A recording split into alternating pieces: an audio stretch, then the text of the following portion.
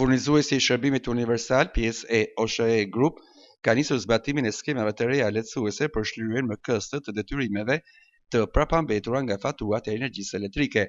Skema përfshin detyrimet e krijuar deri më 31 dhjetor 2024 dhe synon të ndihmojë klientët në përballimin e debive të akumuluara.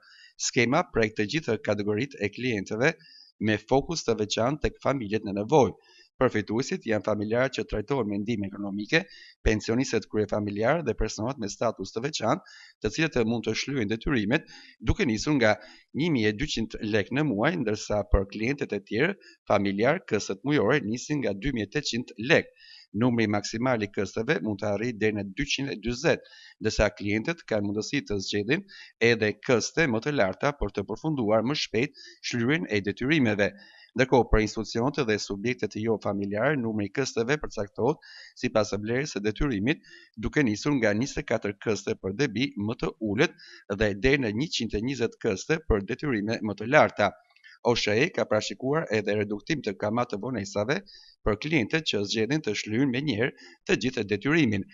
Klientët familjar përfitojnë ulje prej 70% të kamat të vonesës, klientët jo familjar 50%, ndërsa biznesi i vogël mund të përfitojë falje të plotë të kamat të vonesës nëse paguan të gjithë detyrimin me një këst.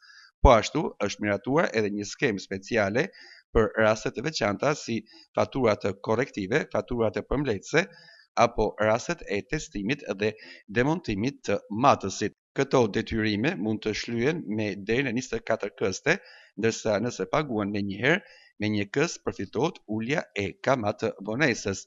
Për të përfituar nga këto skema, klientët duhet të kenë shlyer detyrimet e krijuar gjatë vitit 2025 dhe në vijim, ndërsa pas nënshkrimit të marrëveshjes duhet të paguajnë këstin e parë brenda 70 ditëve dhe të vijojnë më pas me pagesa mujore të rregullta.